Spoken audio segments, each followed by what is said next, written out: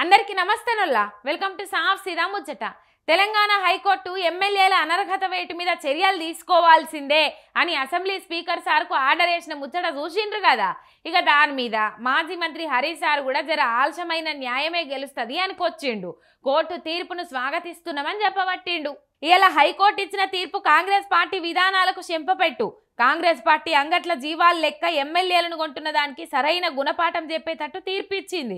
ఆ తీర్పును ముందే ఊహించినాం, ఖచ్చితంగా న్యాయం గెలుస్తుందన్న నమ్మకం ఉంచినాం.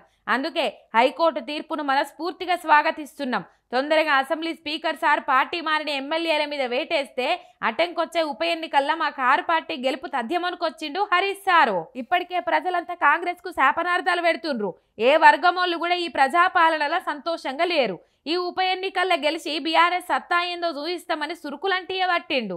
మరి ఉప ఎన్నికలు వస్తే తెలుస్తుంది ఇక కాంగ్రెస్ పార్టీ పతారు ఏ పాటు ఉన్నది ఏం కథ అన్నది.